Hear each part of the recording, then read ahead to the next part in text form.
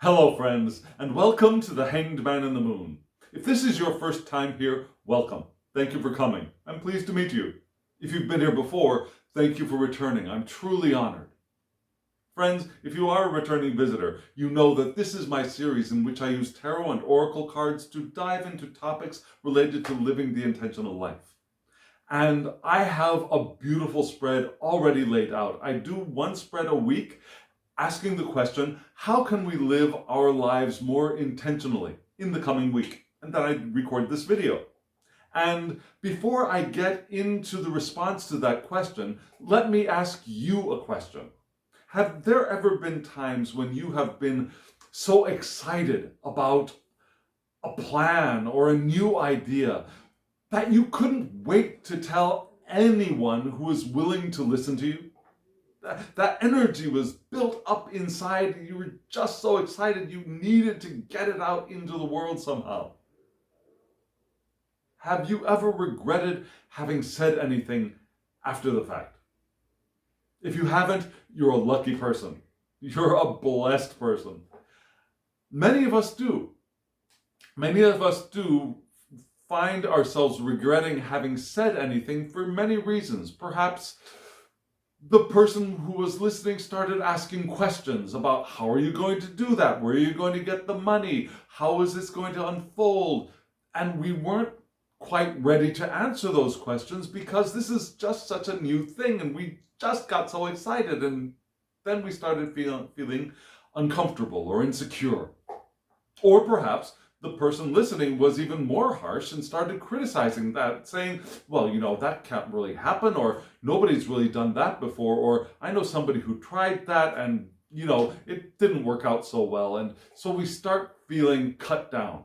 We feel the legs of our legs have been knocked out from underneath us.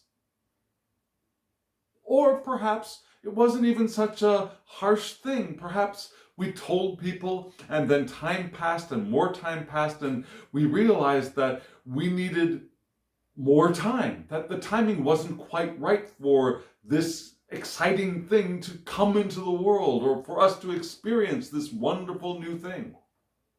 And so then people start asking us, well, what about that idea? What about that plan? What's happening about it? What are you doing about it?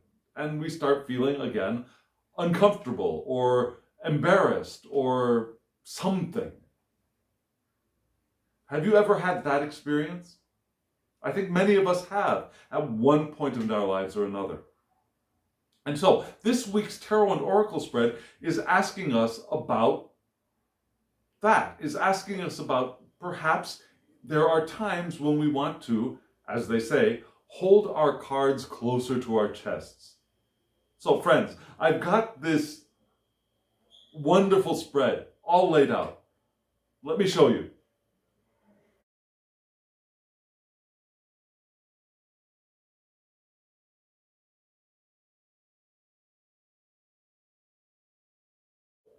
I think this is a beautiful spread. I think it's a deep spread. It's an expansive spread. It's a spread that calls for contemplation and deep reading. And every time I lay out the spread, I pray that I'm up to the task, and so let's see if I am. If you are new here, let me give you a brief outline of what you just saw. Now these are how many decks? There are 4 decks at play in this spread. Now the central line is from one deck, and that represents the sword of the Ace of Swords from the Tarot of the Holy Light. And then on 2 sides there are 2 other columns, one representing the sun or our conscious sphere, one representing the moon or our unconscious or less conscious sphere. And then on either side of the central column of tarot cards, there are 2 oracle cards giving us advice. One for the sun, one for the moon, one for the conscious sphere, one for the unconscious sphere. And so that's how this spread is all laid out. And if you're curious about the decks and who created them, there will be a short video at the end of this video, as always, that gives you that information.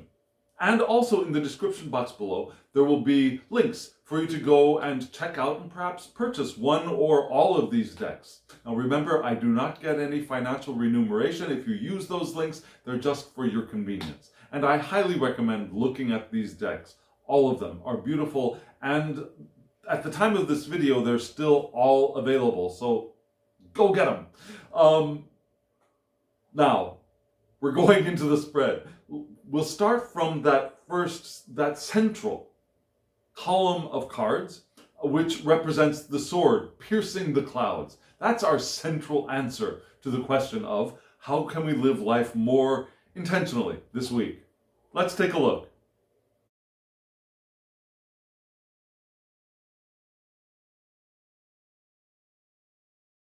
These are beautiful cards. I love this deck. It's a deck that I have done a 50-day deep dive into on my channel. If you haven't seen that, you might want to check that out. It's on a playlist. It's called the Tarot of the Holy Light, and it's not an RWS. It's not a Golden Dawn Smith-Waite based deck. This is a Continental Tarot deck. Based on the continental tarot systems and the esoterica that was developed around that tarot. And so, the associations for the cards in this deck are a little bit different from the later produced Golden Dawn decks. Later produced. This is a very new deck. Chronologically, this is a very new deck. However, the system is older than the Rider-Waite-Smith system or the other Golden Dawn system, the Thoth. So, we're looking at a more antique, a more original associations, more similar to what we might consider a Tarot de Marseille and a Thea deck. After that long preamble, what are we looking at? We're looking at 3 cards. Now, from top to bottom, you'll notice there were a lot of reversals here. This deck is intended to be read with reversals. We started with the Ace of Cups in reverse, then we had the Page of Discs in reverse, and then we had the Seven of Swords upright, finally. And where are we going to start with this series of cards? I think they all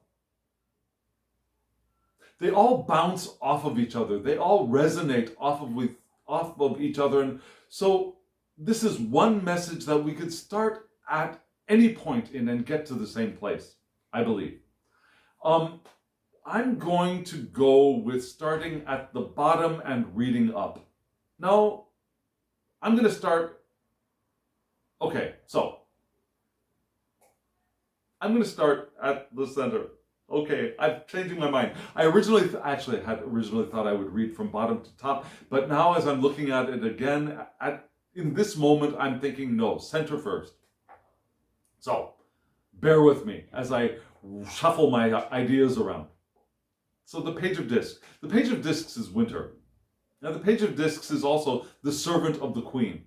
The Page of Discs is the one who is there and has the wherewithal to make what the Queen of Discs want happen in the world, what the Queen of Discs wants happen in the world.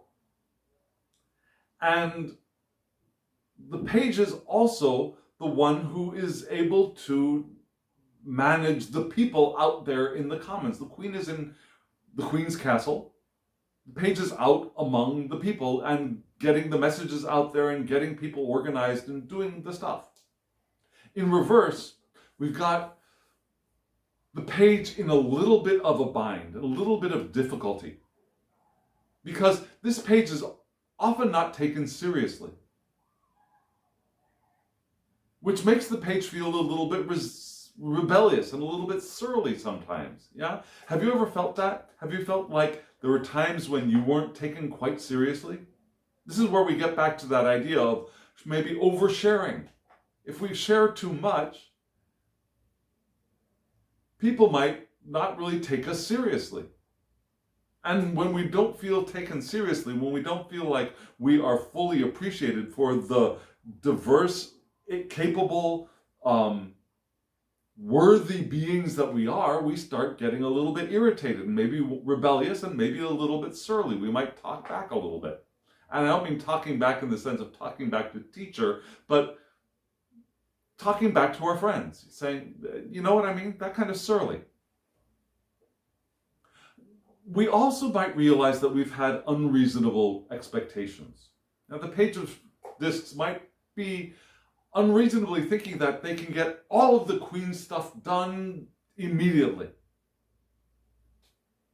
And maybe it takes more time. And so our expectations need to be, what do we call it? Reined in. Yeah, like horses, reined in. It's not like we're giving up our expectations, but we need to rein them in so that we don't get disappointed when it doesn't happen as quickly as we hoped we would, as we hoped it would. Because remember, when we are open to the powerful flow of intention, we're going to get to the experiences, the things that we want to happen to us, the relationships that we want, the jobs that we want, the homes we want to live in, the families we want to create.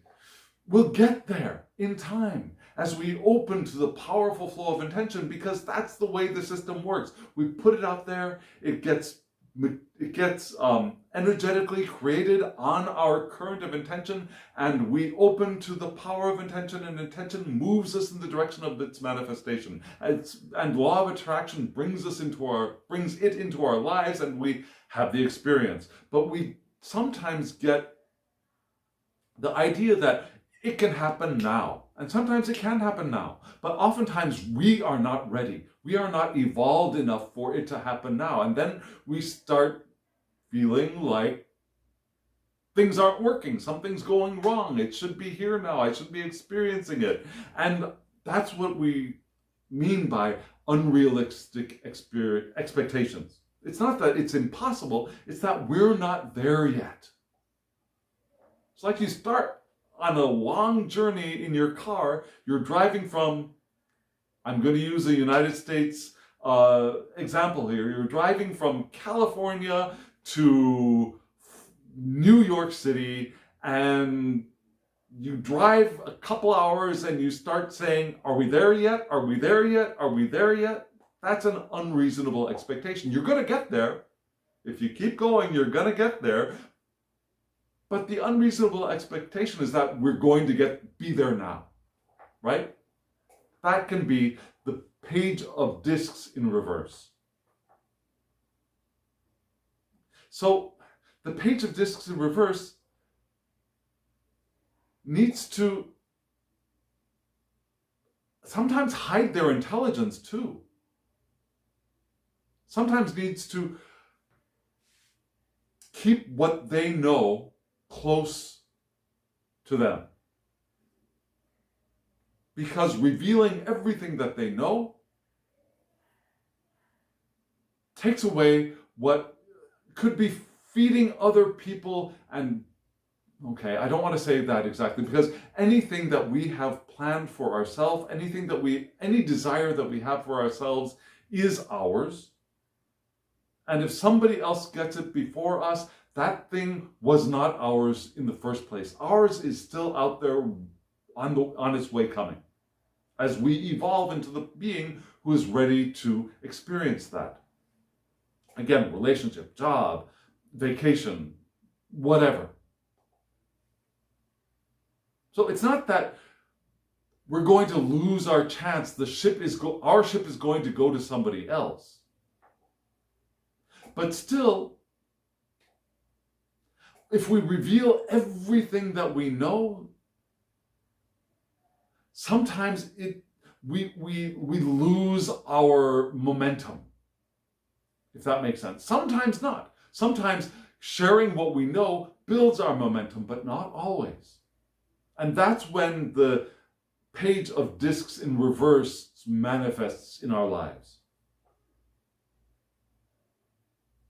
So sometimes we want to keep our own story and our origins to ourselves, play our cards close to our chests, because we aren't ready to start showing them yet.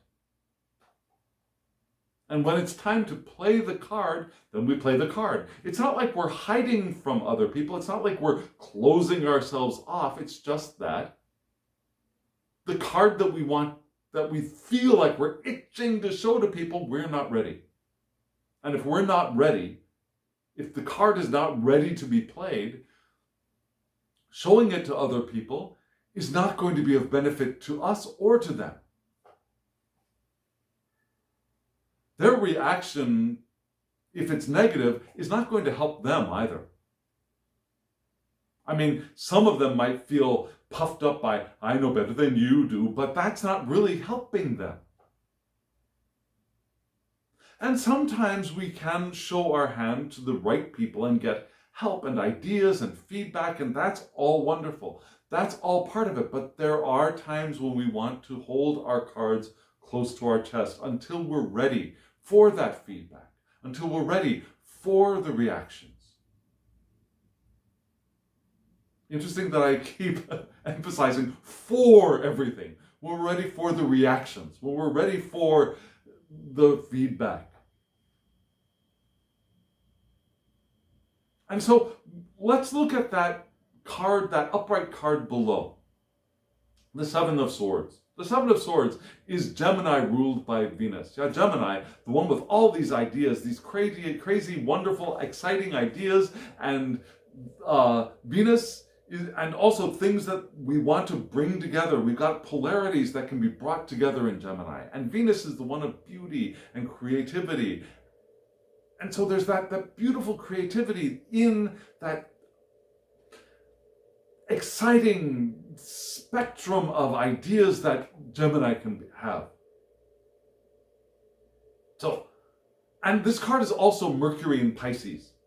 And Mercury in Pisces can be a little bit uncomfortable, but can also be very helpful. Yeah? That androgynous Mercury of communications can help Pisces be expressive when the time is right.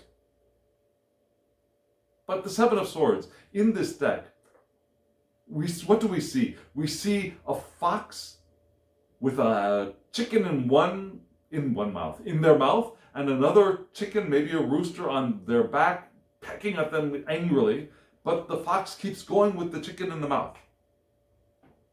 And then we've got this disc above with this all-seeing eye. Yeah? It's a beautiful card.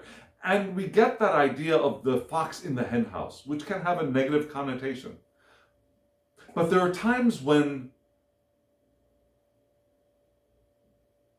foxes are worthy beings.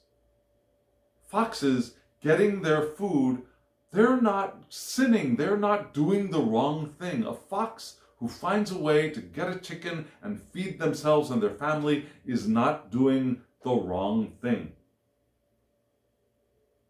We as humans who are trying to keep our chickens safe get angry and upset about it, but the fox is doing its foxness, which is appropriate and correct and worthy. Which doesn't mean that, well, okay, so let's not get into what it doesn't mean yet. Let's get into what it means. Mental preparation. Yeah? Mental preparation through imagination and visualizing is a wonderful thing. And that's when we get excited about those ideas and those plans, right? When we visualize the results, when we visualize perhaps the process even, and imagine how it will feel to be the one having this experience of either creating something or being somewhere or being with somebody or any of those things. Have that mental preparation through imagination feeds our fire, our inner fire, our wands. Now, our thoughts can feed our passions. Our swords can feed our wands.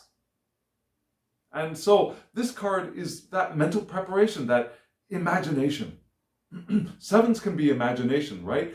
The Seven of Cups is often an imagination card. also. The Seven of Discs is also an imagination card. The Seven of Wands can also be an imagination card if we allow it to be. So sevens can be imagination too. It can also be the critique of a plan and its success.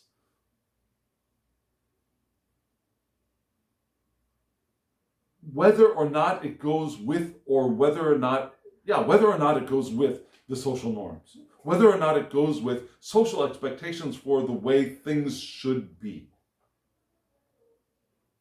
Now, inventors do not follow the social norms for creating things that new into the world, right?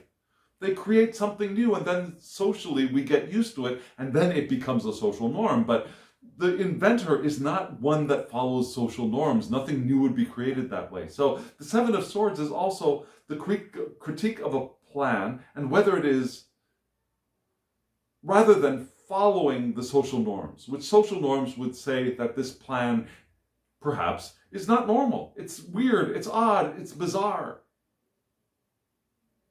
Even if it could be successful. Does that make sense? And also this card is a rationalization. Rationalizing any act to get closer to our desired goal. Like snatching the hen. Yeah? The fox who snatches the hen, when questioned later, says, I really love hens. I really love chicken. That's my reason for doing. That's my reason for being. It helps me to survive. Now, another person might say, well, you should find another source of food. But the fox says, I really love chicken. That is me. I am the lover of chicken. So there are times when we rationalize something that is just bad.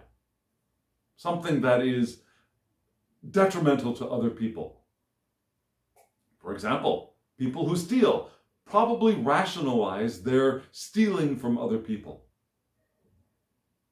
People who are sneaky and conniving in a very negative way often will rationalize that. And that can be part of the Seven of Swords, certainly.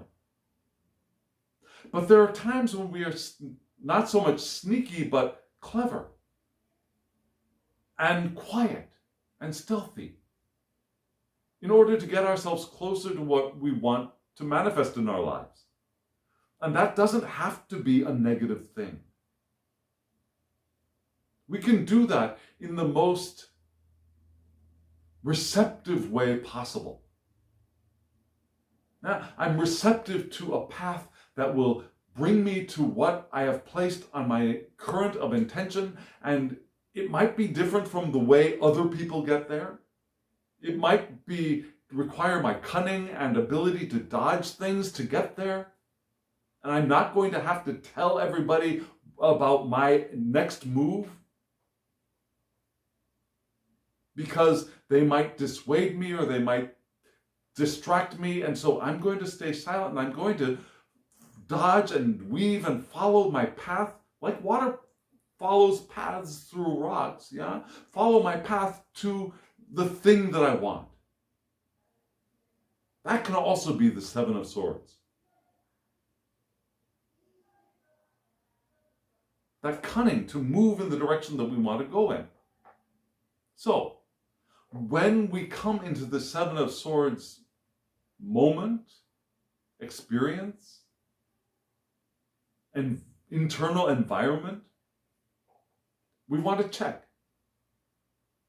Oftentimes we'll start, do you ever feel guilty when you see a possibility that would allow you to get what you want, but might feel like you are getting it when other people could have gotten it instead of you?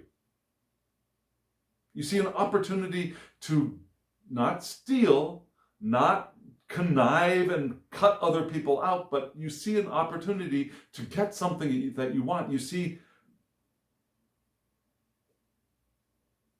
a chance to win a prize or a game, or to meet somebody who might help you. And you seize the day, you seize the opportunity that might have gone to somebody else. Have you ever felt guilty about that? Have you ever felt that maybe I should tell other people and see if they want to do it first, or maybe I want to let this opportunity go to somebody else, or maybe I need to make sure other people know that this is a possibility before I try for it myself? Have you ever got those pangs of guilt about seeing a path to getting what you want? Not an illegal path, not an immoral path, but a path that is yours and nobody else really seems to see. I've felt that way before. And I've stopped myself from doing things in the past because I thought, no, I shouldn't do that because nobody else, because I'm not worthy, because other people might want it more than I do, because of many possibilities. So this card is asking us to check in to see if we have some internalized prejudice against taking advantage of a potential that is there and showing itself to us. No animal feels guilty about finding its dinner, whatever that dinner is. The fox does not feel guilty about finding a chicken and finding a way to get to the chicken. And we can't expect the fox to become vegetarian. That's not who a fox is. And I'm not saying that this condones murder in any way, because perhaps you could say that, well, I was born a murderer, so I should go out and murder. That's not what I'm saying at all. Within the bounds of morality and ethics and the law, there are still opportunities that present themselves to us, and clearly at that moment only to us. And there are times when we might feel, I don't know if I should do this. And this card is saying, do it. Plan your work as you can. Work the plan as you can. Plan your work and work the plan. And you don't need to tell the world about it. You can do it and then tell them afterwards. Or tell them when the plan is in process and seems to be in the... It seems to be certain of manifestation, of fulfillment. That's what I'm trying to say. We don't need to talk about it before it's ready or we are ready. And yet, we still have that Ace of Cups above. The Ace of Cups, Moon and Leo. Now they're partnered planets, yeah? They're partnered aspects of the zodiac. The Sun and Leo, Cancer and the Moon. They're paired partners. They're paired partners. The Sun, the Moon, Leo and Cancer, they're paired partners. So the Moon in Leo is, and the Sun in Cancer would be me in my partner's house, right? Or my partner in my house.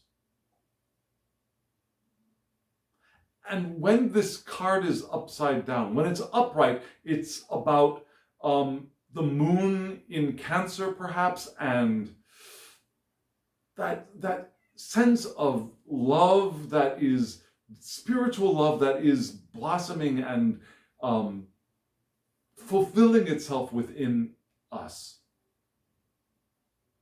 And it could be a one-on-one connection beginning as well. But it's also very common to be the internal love environment of each of us, which can allow us to connect to other people. reverse moon in Leo is contact with our spiritual community. Inspiration from our collective, whatever that might be. Whether our spiritual community is a church, a synagogue, a temple, a mosque, whether our spiritual community is our community of friends, our families, whether our spiritual community is an online community, any of that, contact with that spiritual faith community. And that faith can be a religious faith, a spiritual faith, or a faith in humanity as well. Any of that. And that our energies are commingled. And as they commingle, they can come together and focus. A lot of people using the same path makes the path wider, deeper, easier to travel. A lot of people praying in the same way to the same divine being all together makes that path of communication wider, stronger, deeper. Just like water. Have you noticed that water, one little drip of water is going to cut a very shallow stream, but more streams of water gather and more streams of water gather, and that gathering of water cuts a deeper, more quicker, more powerful current. And then over time, even something like the Grand Canyon in the United States can be cut because of that energy continuing to go together, not from one small source, but from many sources, all together joining and cutting a powerful path, a quick path, a powerful path, a constant path of communication with spirit, with the divine. And it could also be overwhelmed. We can get overwhelmed by all of that power, all of that communication. We can be over-influenced by our groups as well. There is the shadow side of that. There's both. In this upside down card, in this reversed card, there are both aspects here. There's that potential for overwhelm, but there's also the potential for commingled power moving in the same direction, which is something like those social norms which move us more easily through society. So we've got this very interesting balance here, where we want to connect with our communities, and we also want to go our own way. And connecting with our communities, our university, our communities, can have a lot of benefit, and it can shift over to an overwhelmed side, so we want to avoid that. The Seven of Swords below can be us finding our own way to move in the direction that we want to move in. And it has a potential shadow side. If we're not careful, we can shift into the immoral, unethical, the illegal side of things. But if we are careful, we check in and we are doing things true to us being the eternal nature that we are having this human experience, not the twisted, contorted, wounded human who could have the desire to take what they want, even if it requires stealing or something more illegal and more harmful. That's not who we're talking to right now. We're talking to the eternal nature that we are, has a path of its own as well. Always co-creating, but also always individual at the same time. That Ace of Cups reversed and that Seven of Swords upright, both of these moving concurrently, is how we move with our powerful current of intention. We're fed from our communities, we are fed energetically from our communities, and we have a clearer, more open path, but we also have our own path that we can open to with the Seven of Swords by mentally preparing and using our imagination and finding our own path and not guilting ourselves out for finding a path that nobody else has found. And that's the Page of Discs reversed. When not irritated by having shared too much and gotten knocked around by criticism or disbelief or something. By not having unrealistic expectations of this plan manifesting right now when we have not evolved to the point for the plan to fully manifest. But we've got our course. We've got our path with the Seven of Swords. And we still want to be fed with our community. It's not all on us to do it by ourselves, but there is our own path at the same time. So the Page of Discs reversed doesn't overshare. The Page of Discs in reverse keeps their own story, their own origins to themselves until it's time to reveal, to be open. And that's not speaking against being vulnerable. Vulnerability is wonderful and is part of living the intentional life. But there are times and places for all of that. And some of us overshare for our own reasons. Maybe just because we're so excited, we just can't keep it in. And sometimes we can't keep it in because we're so energized, and we could use that energy to move ourselves in the direction of the manifestation of our plan and our idea, but instead we use it to talk about it. And so that energy dissipates into the environment, feeds the environment. It could very possibly feed the environment, which is not a bad thing. As long as we still have our full reserve of energy that will move us forward with the powerful current of intention. As long as we don't allow our environment to start shutting us down from our access to the power of intention.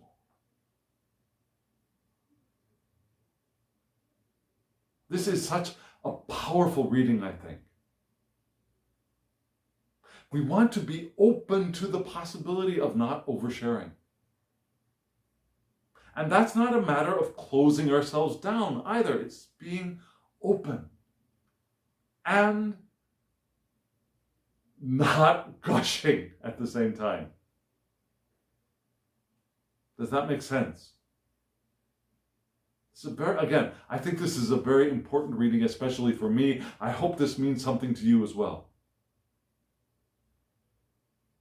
Now, we've got 2 more columns of cards to look at. So let's start with the conscious side, the sun side of the Ace of Swords card.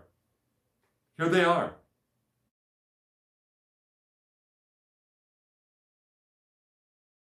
The sun side, the sunny side of the spread.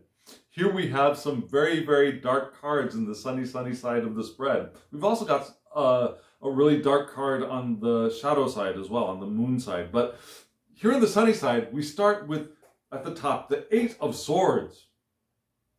It's not the 10 of Swords, but still, it's a pretty harsh card, right? The 8 of Swords, and below that we've got the 10 of Wands, another harsh card, and then we've got the King of Cups.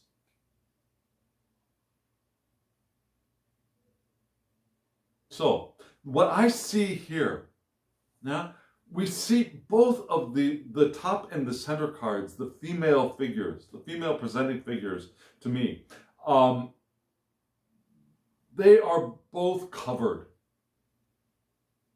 Now, their eyes are covered by either hair or a blindfold, and they're bent over. The King of Cups, the King of Cups also has a lot of hair. And remember, kings are not necessarily cis male beings. Yeah, kings can be trans male beings. They can be trans female beings. They can be cis female beings. Can be non-binary beings. Anyone. We are all kings of cups, just as we are all queens of cups and pages and knights of cups and daughters and sons of cups, and the other suits too. So remember, you, whoever you are a king, a queen, a page, a knight, a son, a daughter, a prince, a princess, all of that. So where are we going to start in this line of cards? Yeah, I reconsidered how I was going to read the central. And I had intended to read from the bottom to top here. And I think I'm going to keep with it that way, with that order. Because the King of Cups here reminds us that living an intentional life, we want to be the King of Cups. Because the intentional life is an emotional journey. Did you know that? It is.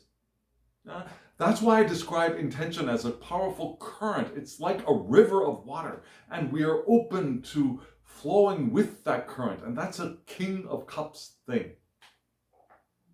The King of Cups is emotionally balanced and open. The King of Cups is compassionate and caring as well. But also a leader, an emotional leader.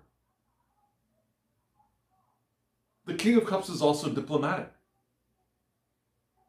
Remember that central spread? Now the page of discs reversed is also diplomatic. It doesn't say everything to everybody.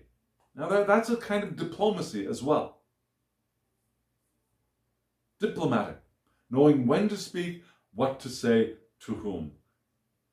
Finding the right, knowing the right time and the right place and the right person to give the correct information, the correct emotion as well. Knowing when and how much and to whom to be open to and whom to share with. And remember, I keep doing this. That's that opening, right? That opening, and begins with the heart, with the cups. So the King of Cups is all of that. And we see this figure sitting with their feet in the water. I didn't bring my cards out to show you this time. I'm sorry. But we've got the king sitting with their feet in the water, bent over, a little bit bent over. Yeah, they're leaning on their knees, but not bent over like the Ten of Wands or the Eight of Swords. Open, bent over, looking forward. Showing a little sign of age, maybe. And we've had experiences, and that's good. That's a sign of our evolution. So we want to be the King of Cups, and yet there will still be times when we Ten of Swords and we we Ten of Wands and we Eight of Swords. There are times when the Ten of Wands, I love this card. And in Pamela Coleman Smith's deck, it's beautiful, it's wonderful. We see a figure in a very, very strange position, body position, carrying these 10 wands, trying to walk forward on fairly flat ground, but to a very distant looking, perhaps their home. This figure is bent over, is really bent over, with their hair covering their face, so it's difficult to see. And they apparently got to go up some steps. We see 3 steps there could be more. So that's that sense of really being burdened. We feel that physicality of the burden here very easily. And also exhaustion from labor, from doing a lot of work. It could be the feeling of extra responsibility, having to carry not only my sticks, but the sticks of everybody, of other people around me as well. That extra burden of responsibility. Hard work. Of course, 10 is close to completion, so it's not like we're starting the journey this way. We're getting near the end of this wand's journey, but still it's heavy, and it's exhausting, and it makes us tired, and it makes us feel weighed down. There are times when even the King of Cups will feel this, will feel the burden of that, being compassionate and being open to those around him, her, them, around him, her, them,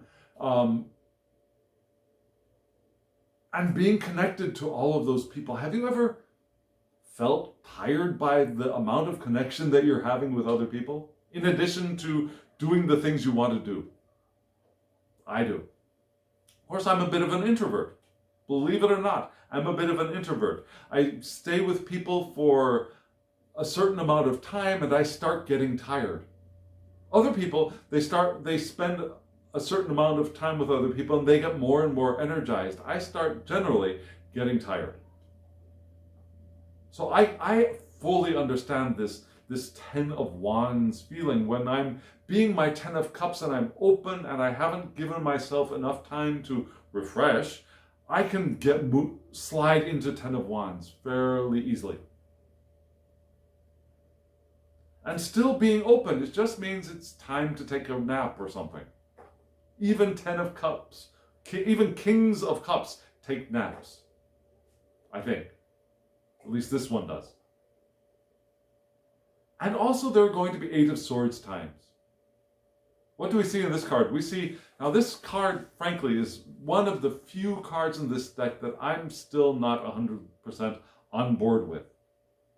In Pamela Coleman Smith's art, what do we see? We see a female presenting figure in a white gown in a fairly barren landscape, but there are buildings in the distance.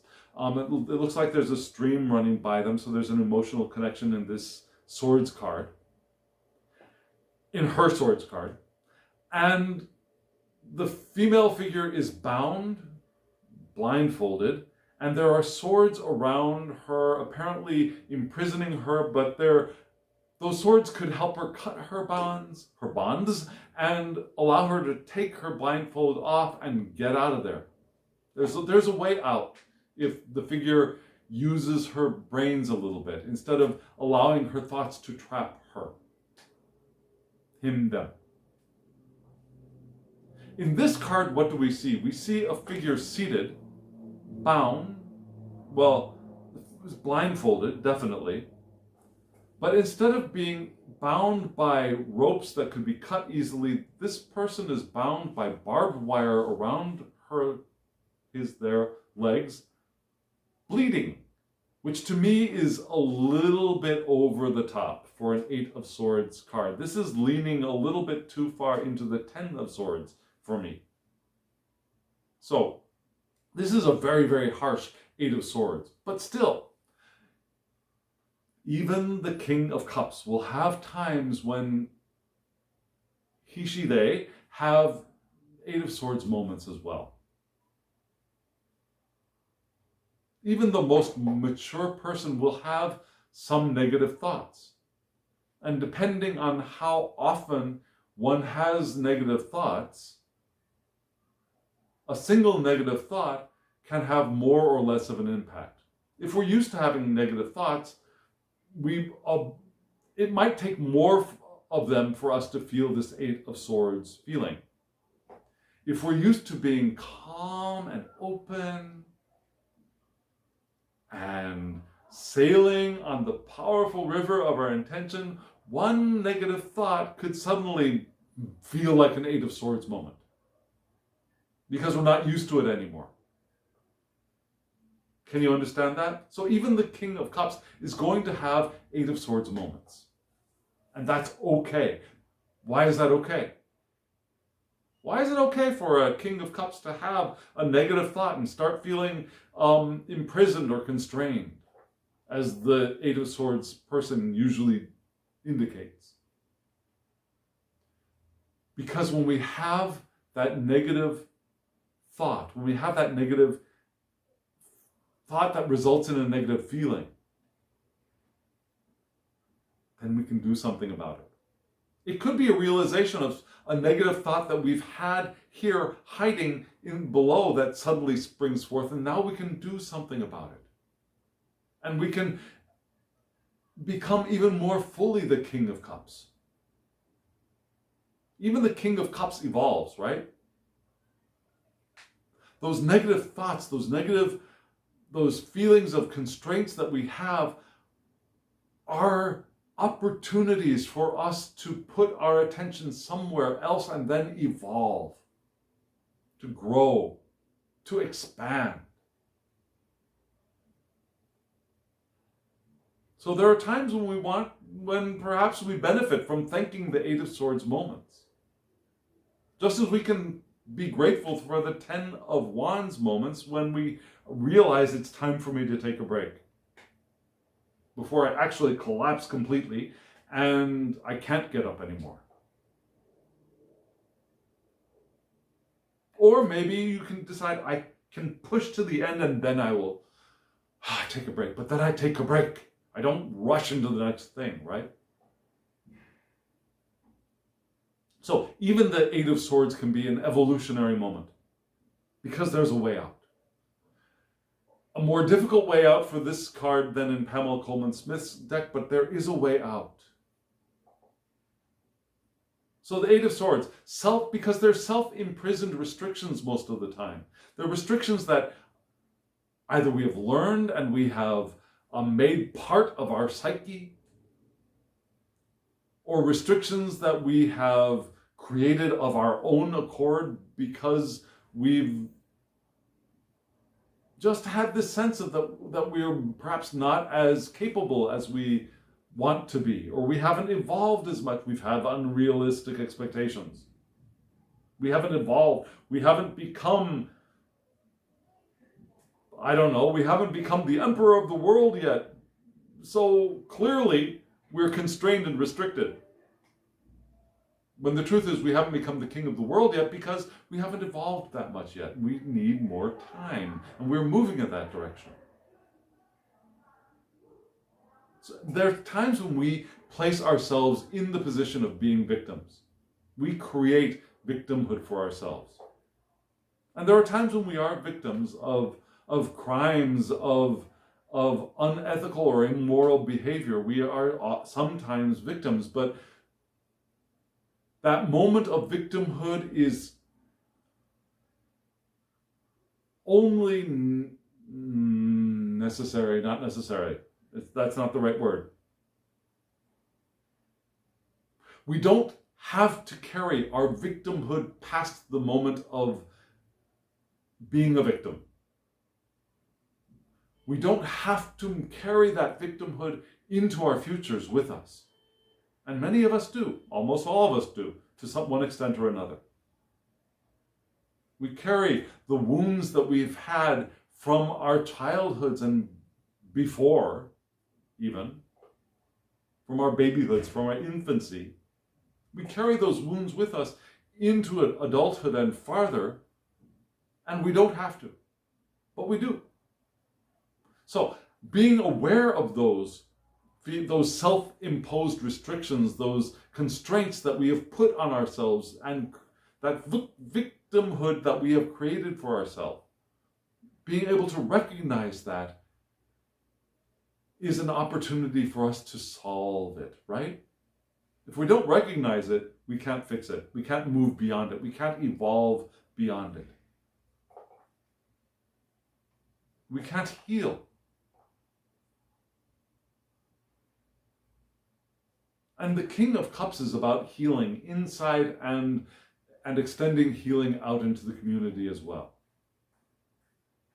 But even the King of the Cups is going to recognize there are still parts of him, her, them that have that victim mentality left. And that's part of our individuation, what does Maslow call it? Our self-actualization, our evolving as a greater King of Cups. So how does that relate with keeping our cards close to our chest? Well, if we don't, we can sometimes move into this 10 of Wands or 8 of Swords area because we're oversharing. Or we can cut ourselves off from the support of our community and move into the 10 of Wands or 8 of Swords area as well. Now, we want to walk the line of balance between the Ace of Cups and the 7 of Swords that we just discussed as the King of Cups. And recognize that as we continue doing that, we're going to notice that we have opportunities to course correct a little bit. We'll slide into the 10 of Wands a little bit and then we course correct. We slide into the 8 of Swords and then we course correct. We evolve, we heal, we mature, and move with the powerful current of intention.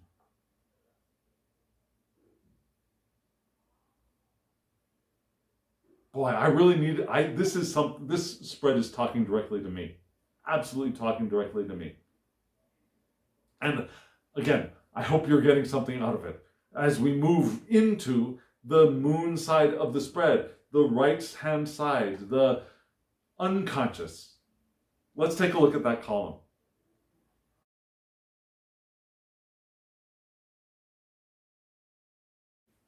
In this side, of the moon, of the unconscious, of the emotion, we have 3 cards, and one of them, again, is a harsh one. But also, so we have the Tower. That's what I'm talking about. The Tower is at the bottom. And right above that is, the King of Cups again. So we've got these 2 Kings of Cups showing up, which is good, because that's an important statement. This is a strong statement of this spread. And then we have the 2 of Wands.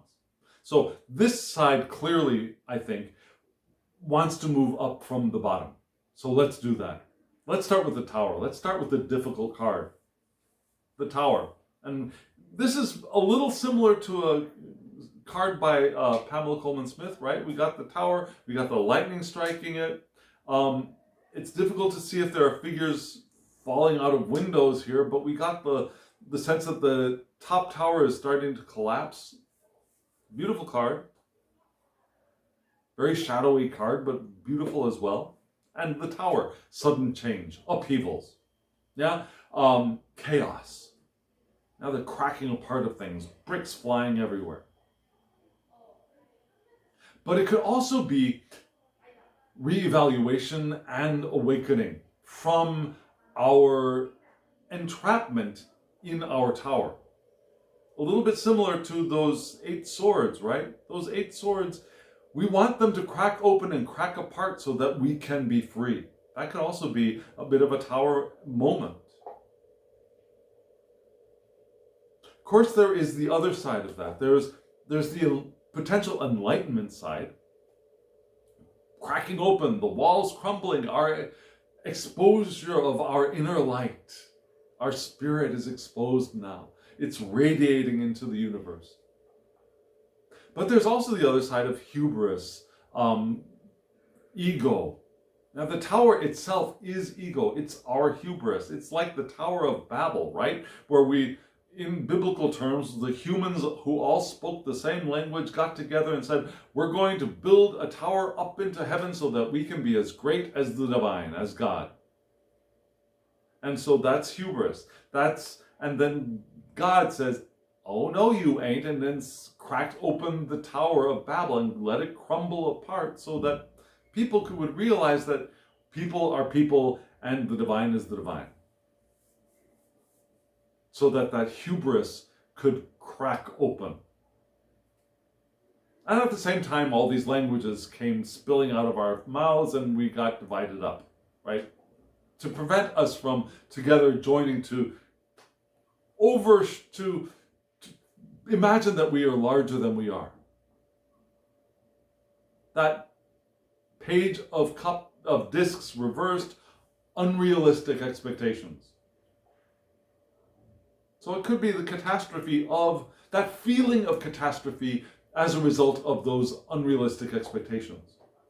But it could also be the cracking apart of our entrapped thoughts and our entrapping self-impressions, which allows us to evolve more. That Tower card could be both. It could be our feeling of catastrophe and our feeling of a sudden fall and the feeling of a breaking apart of who we are. But it could also be enlightenment. It could also be release. It could also be an opening. And we want that opening to move with the power of intention. To then, again, move right up into the King of Cups again. Emotionally balanced, compassionate, caring, diplomatic, open. Open to the powerful flow of intention. And here, as we have reclaimed our King of Cups-ness, whether again we are male kings of cups, female kings of cups, non-binary kings of cups, trans kings of cups, whatever we are kings of cups again. And then we've got the Two of Wands, which is a wonderful card because here, now that we've opened up, we can begin planning again. More easily, we can freely plan. The Two of Wands is the planning card, right?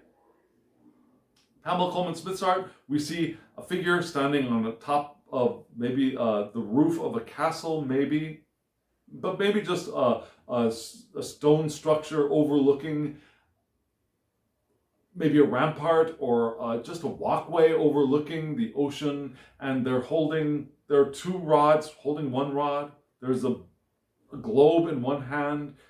They're seeing all of the potential, the possibilities, and planning. Where can I go? What do I want to do? Moving towards making a decision. Yeah, twos can be decision-making cards. Two of Swords, Two of Wands, Two of Cups, making a decision for emotional contact. Two of Coins. Yeah? Balancing, part of balancing is making decisions, constantly making decisions of where we're going to move our energy so that we can stay upright. Now, the twos are kinds of decisions cards and moving towards a decision. Discovery of the potential out there. Our aspirations. What can I become? What experience can I have? And discerning where we want to go. It's not the movement towards it yet, that's in the three. But the two, it's the discernment of where we want to go, what we want to do, what relationship we want to create, what home we want to live in, what job we want to undertake, what career we want to place ourselves in, what creative project do we want to begin. How do we want to begin it? Where do we want to begin it? When do we want to begin it? With what and with who? All of that stuff is part of the Two of Wands. Because it's all those wants. And that desire is the suit of wands. And we can do that freely and openly as the King of Cups, as the King of Cups. And not overshare. And be able to keep that balance of the Ace of Cups reversed and the Seven of Swords upright. As we sit in the middle with our two wands and we plan our futures. We discern the direction of our current of intention. That's a beautiful thing, isn't it? So we've got some advice. How can we do that? Let's take a look at those two advice cards now.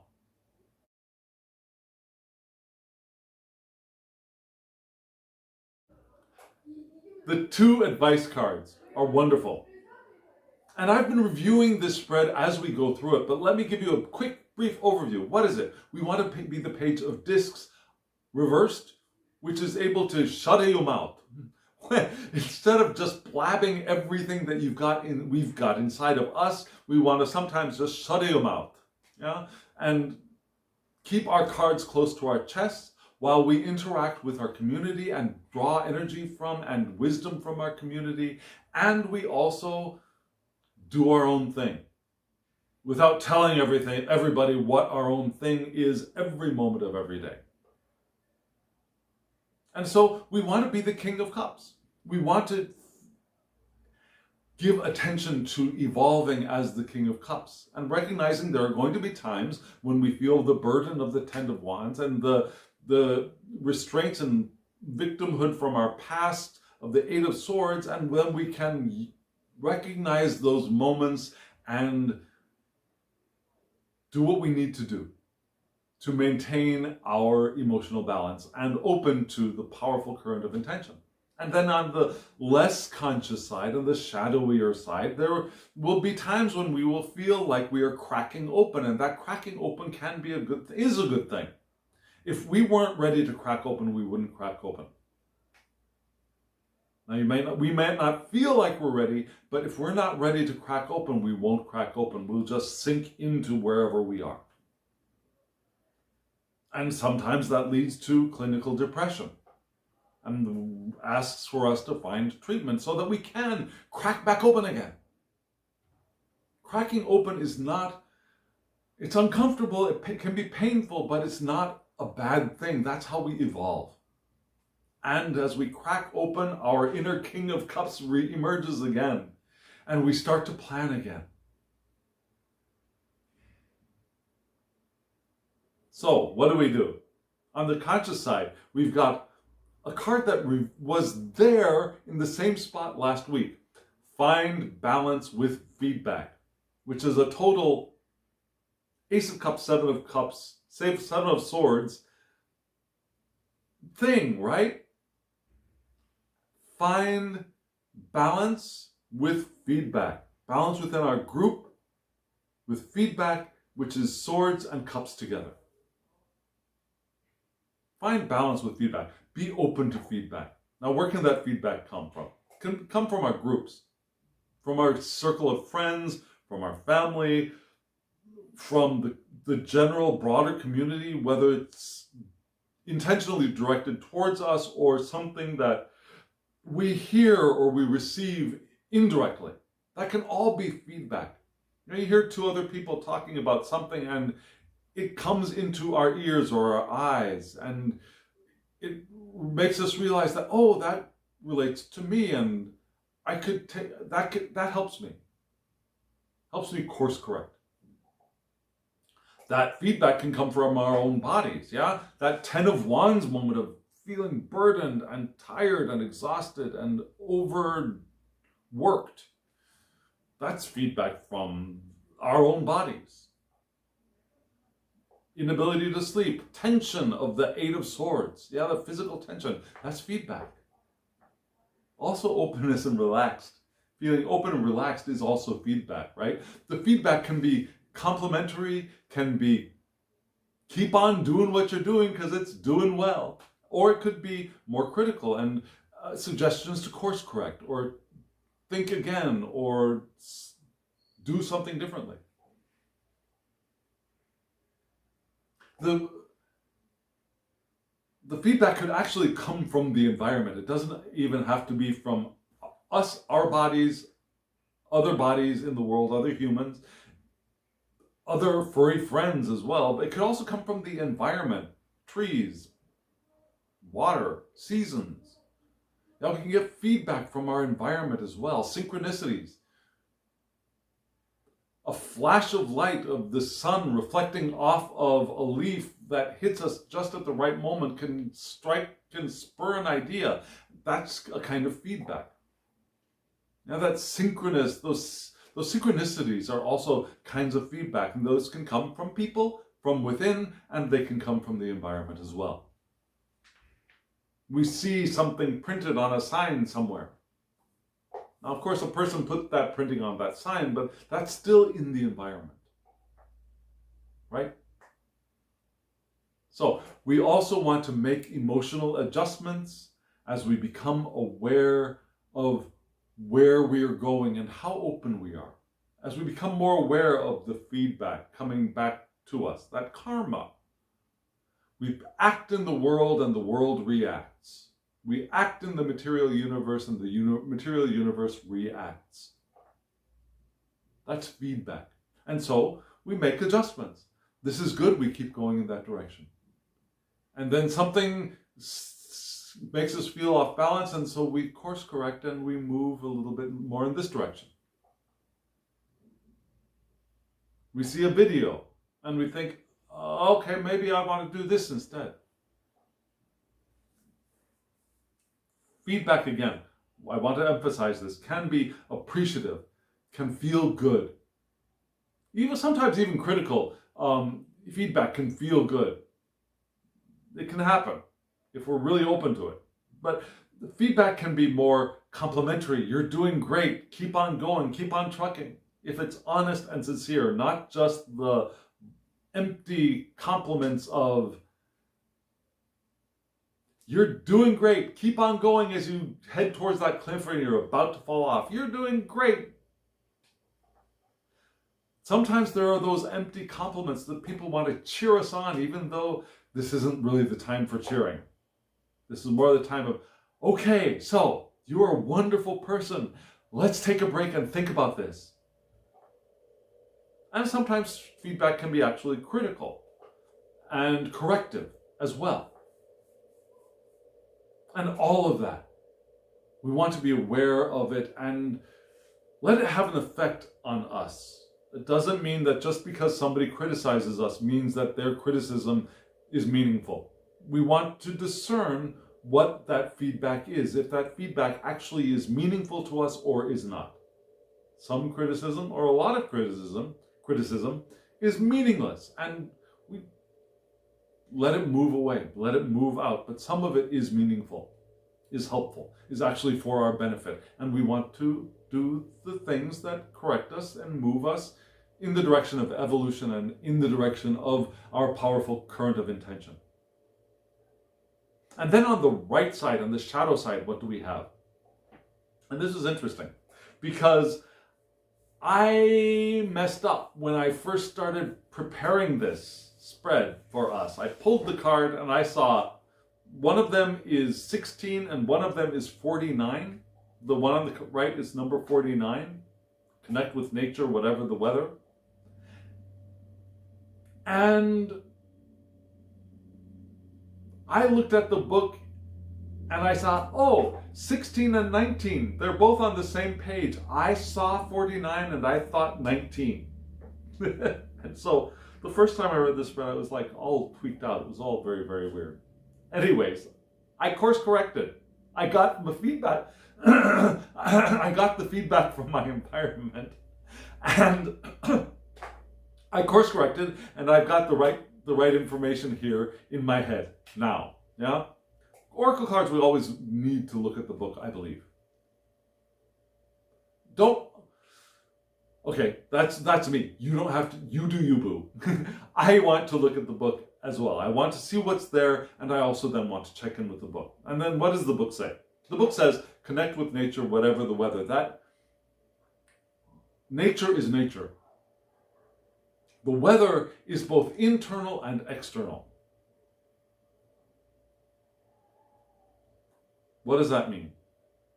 Whatever our internal weather is, our internal climate, whether we're happy, we're sad, we're joyful, we're irritated, we're calm and satisfied, we're bored and dissatisfied, whatever our internal environment is, we feel pain, we feel discomfort, we feel flexible and alive and fluent, physically fluent, like fluent.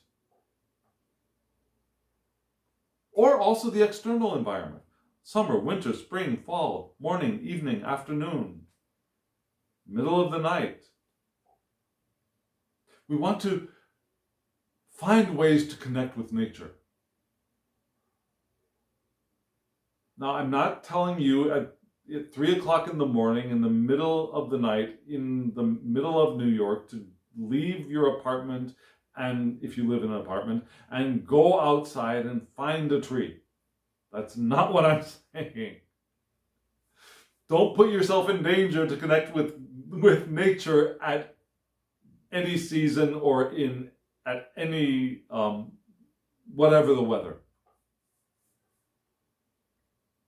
However, connecting to nature doesn't always necessitate going outside. We can have nature inside as well. Do you have houseplants? Do you have furry friends? Do you have feathered friends? Do you have scaly friends? Do you have exoskeletal friends? What about opening a window and feeling the air waft through? That's nature moving in. We have the whole exterior microbiome moving through the house. That's connecting with nature in a way as well. The moonlight and the sunlight streaming in is also nature. So we can go outside. That's wonderful. If we can, safely. If we cannot go outside safely, if we either see that it's dangerous outside, maybe it's dark and this is not the right time of day for a person to be going outside on their own, maybe. Maybe there's a hurricane a-blowing. Maybe that's not the safest time to go outside. Maybe we're physically incapable of moving outside. Maybe our legs do not work in such a way that we can move ourselves outside. Maybe we're even unable to sit up and we are bedridden and we are unable to go outside. We can still connect with nature in some way, allowing nature to come in as well. So this card, for our unconscious side of that spread, is reminding us that nature will feed that side, will help support us through those tower moments, to help us to become the King of Cups again, to open up to our King of Cupsness. And also, we want to be creative, to think creatively about diverse ways of communing with nature. I mean, if you're always going out and hugging the same tree, that's wonderful, but there are other things out there, and using our creativity to find ways to connect with nature is a boon for us, is beneficial for us, feeds us more and in more diverse ways. Just like if you eat broccoli, that's wonderful.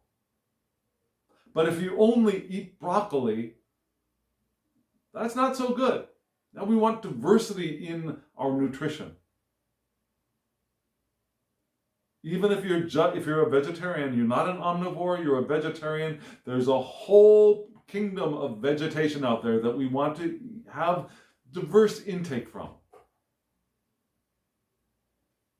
Not just broccoli. A broccoli-only diet is not it. So going out and hugging a tree, if that's your only diet of nature, that's not enough.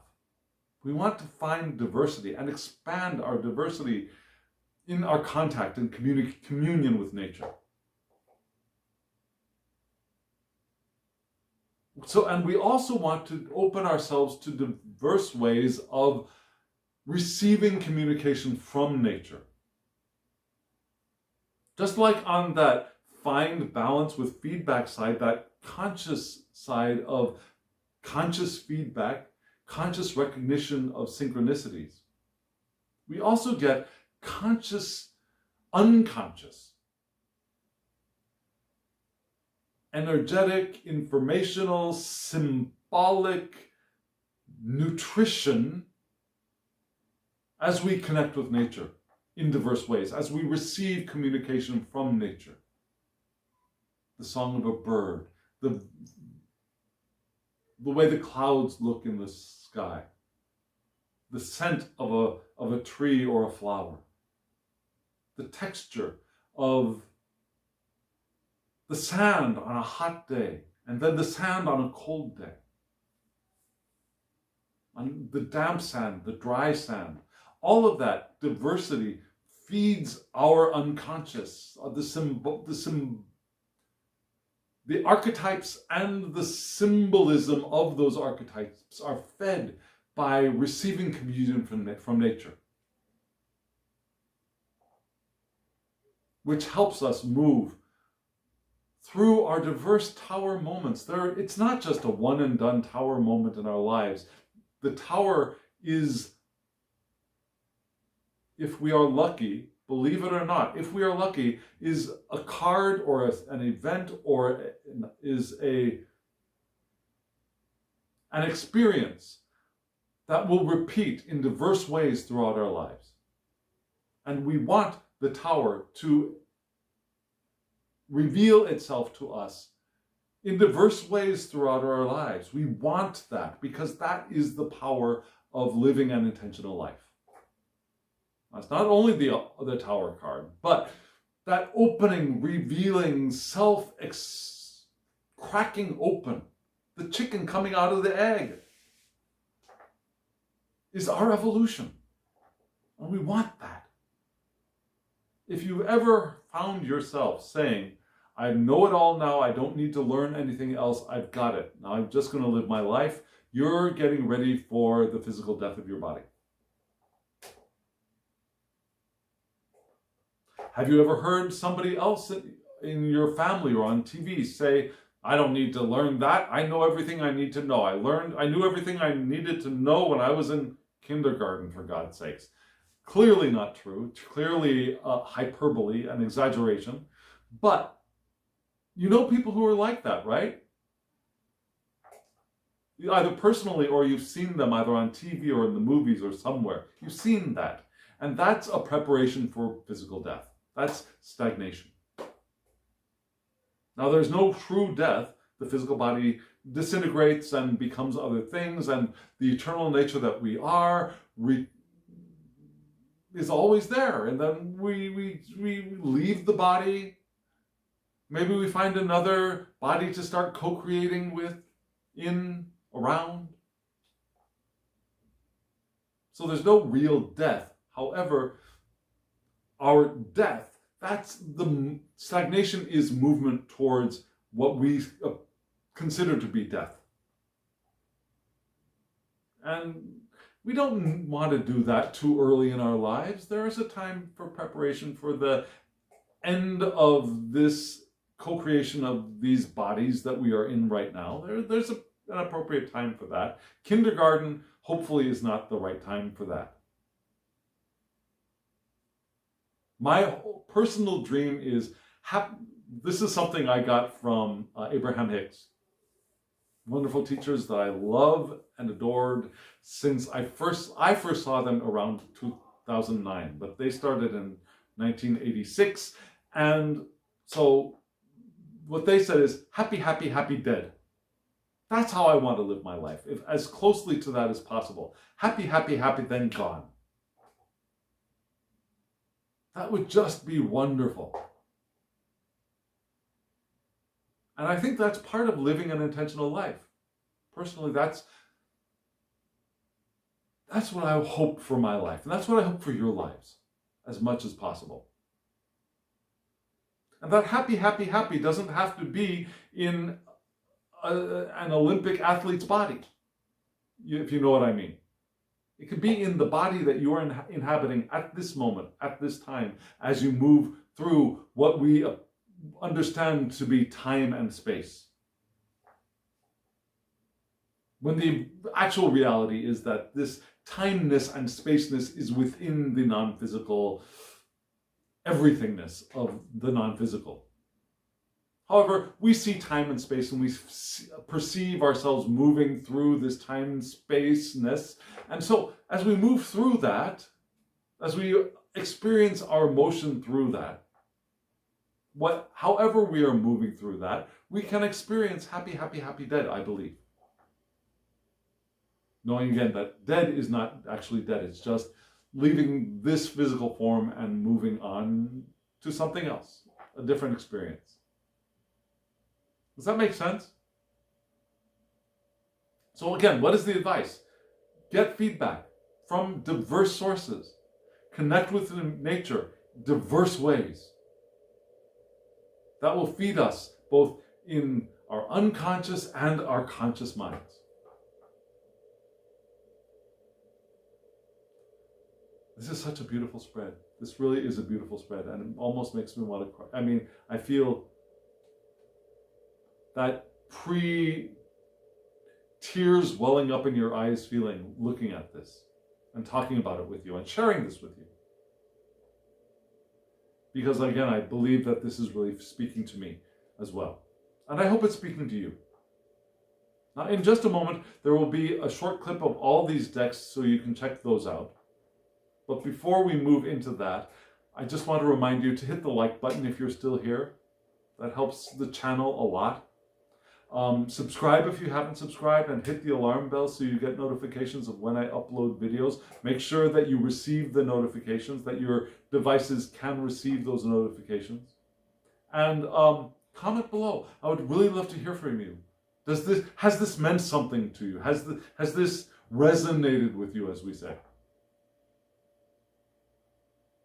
And also, friends, if you want a private reading from me, it doesn't have to be as large as this. We can do shorter, we can do in person, we can do by email, we can do by video. There are many ways that I can get you a private reading about any topic that you're curious about.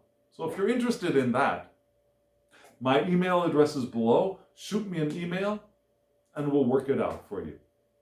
And friends, now, as always, I wish you love, joy, well-being, and pure awareness. Thank you.